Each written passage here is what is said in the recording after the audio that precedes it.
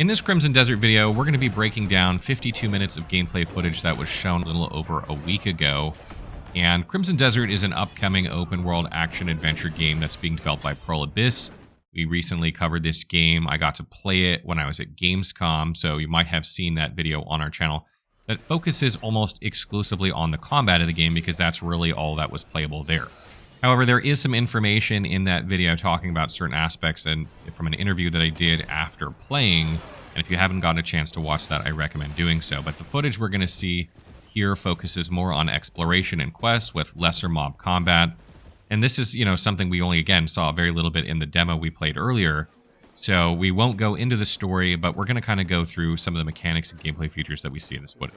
So we start off the gameplay with a cutscene and narration by Cliff, who is the main protagonist. I mentioned this in a previous video. And we witness a battle between the Greymanes and the Black Bears.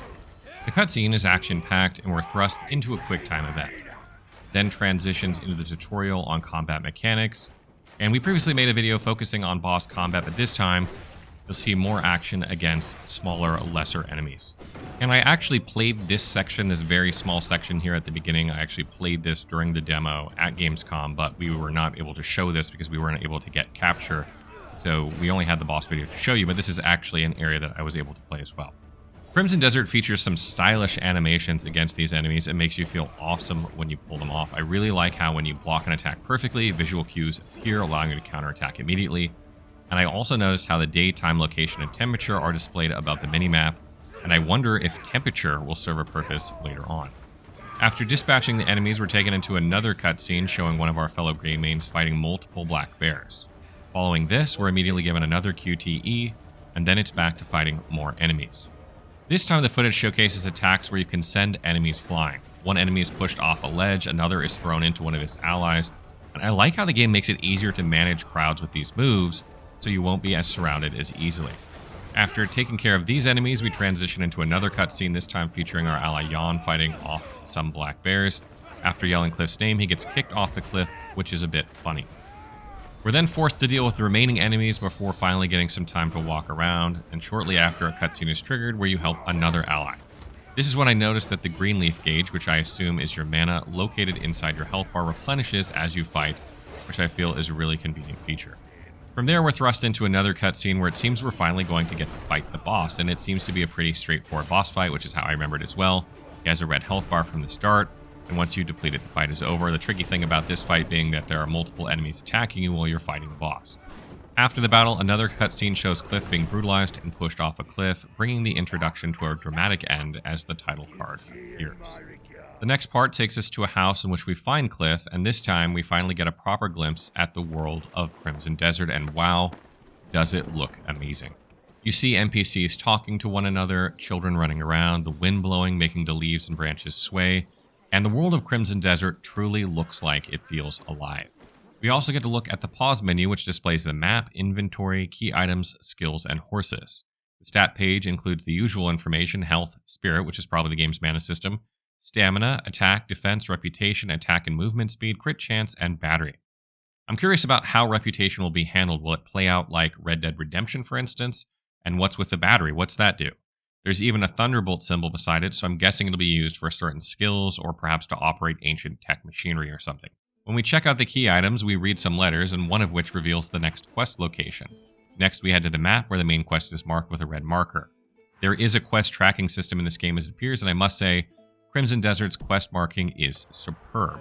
When you activate a marker, a path to the quest appears on your minimap, and I've always appreciated quest tracking like this, and no doubt it will be helpful for players who don't want to spend the time exploring to find a specific door or pathway.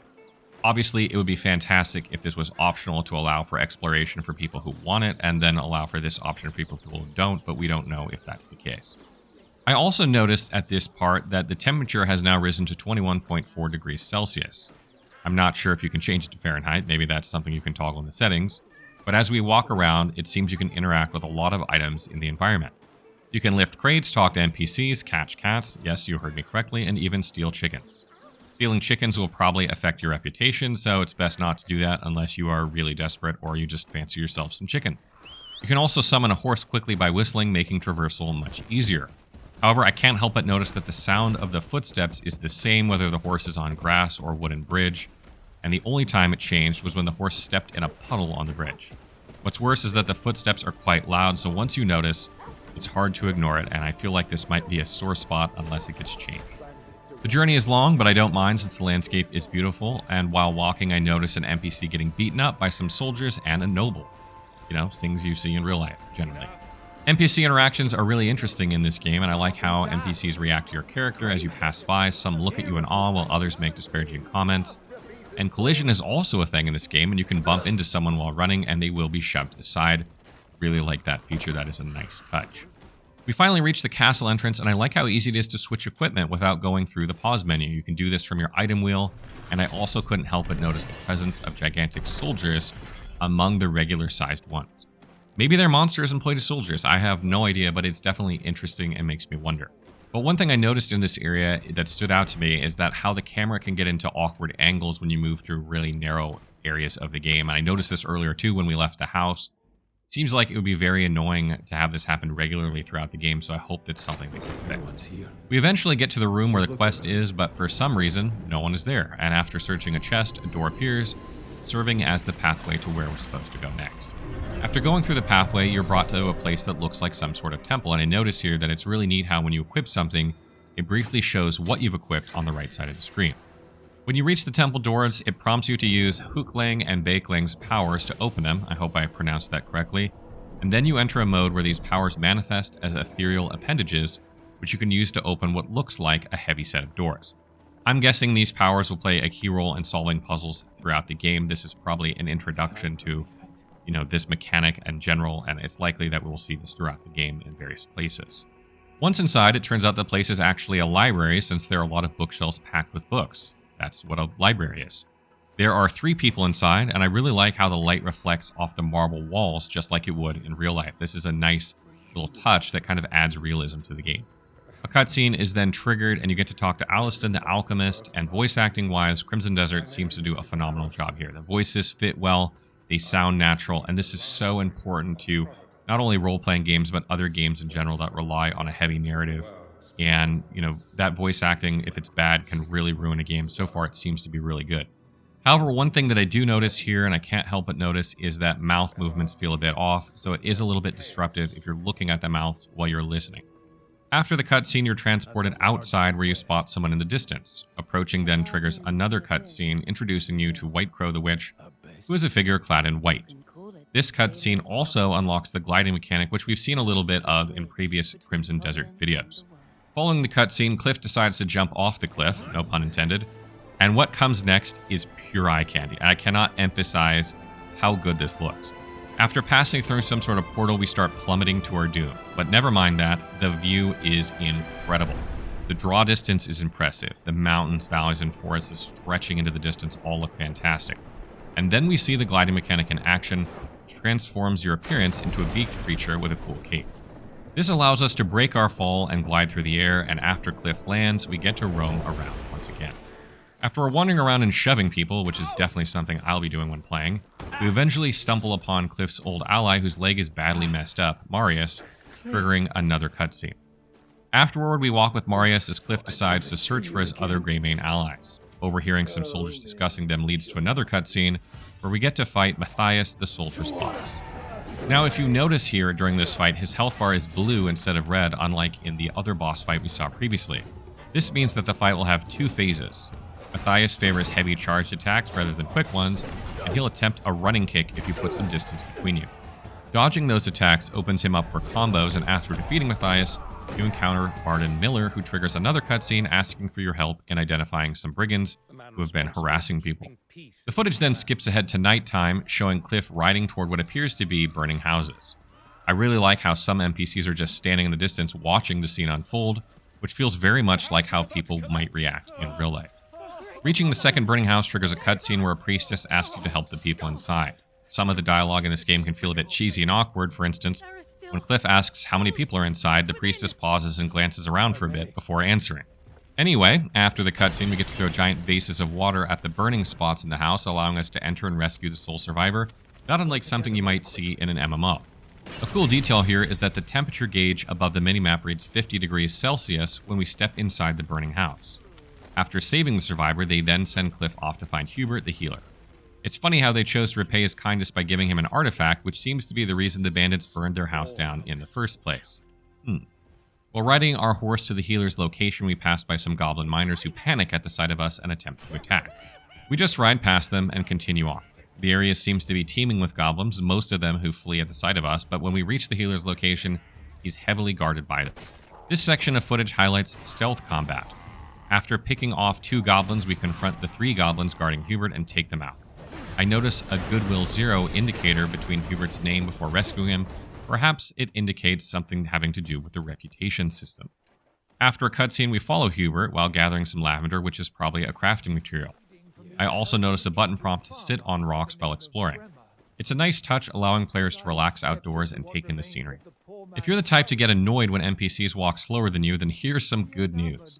NPCs in Crimson Desert keep up with you. Marius was an exception earlier, but his leg was badly injured, so he gets a pass. After guiding us to the Gold Leaf Soldier's location, Hubert runs off, and it seems you have the option to tackle him, which would be pretty funny. Anyway, approaching the soldiers triggers a cutscene, and after receiving a few expletives, a fight breaks out, as, you might expect. The footage shows that you can grab opponents and use them as meat shields, which is a really useful mechanic. If you've ever needed to use someone as a meat shield, then you know what I'm talking about.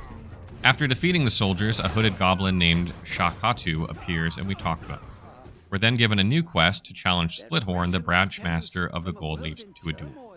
We head back to where the Gold Leaf soldiers were stationed and pick up one of the Prixia swords from the weapon rack. That's right, you heard me, Prixia. After making our way to the Gold Leaf headquarters, we engage in a skirmish with the soldiers outside.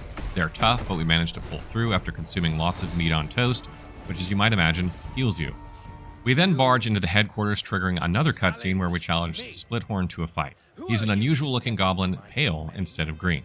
After the cutscene, a QTE kicks off, and this boss fight is tougher than the previous ones. Splithorn can execute rapid attacks and use ranged attacks if you create too much distance.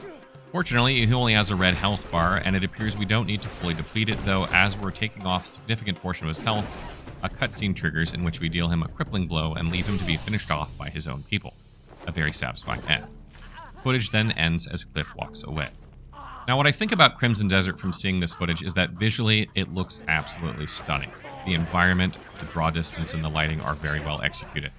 Crimson Desert's world also feels very alive, the way NPCs have autonomy, and all the animals roaming around, frogs hopping about, etc. However, dialogue is a bit awkward and just feels out of place sometimes, and that's something I feel like Crimson Desert could work on, even though I don't think it's going to be a deal breaker for most people. Quests and stats seem to be pretty straightforward, and we didn't get a chance to see if we can enhance our equipment or if we can just pick up better ones, but what I did learn from the hands-on session that I had at Gamescom, it does seem like that you will acquire better gear. I just don't know if you can upgrade it or not. The footage also doesn't reveal any sort of skill tree that Cliff may have, but we do know that you will unlock new skills, abilities, or moves as we call them as you progress the game by defeating bosses and completing quests. But we don't know if there's any sort of passive skill tree that enhances those at all. All in all, I still have a lot of questions about Crimson Desert, a lot of questions that need answering, and I imagine we'll find the answers to these over time as Pearl Abyss drops more updates about the game, as we get more previews, things like that. So stay tuned to this channel if you like Crimson Desert and you want to learn more about it. This is something we're going to continue covering moving forward. So that's our breakdown of the 52 minutes. What do you think of the game now? Did you watch our previous video? Does that help kind of explain the flow of the game so far? What do you make of the exploration elements and the design of the world? Let us know in the comments below.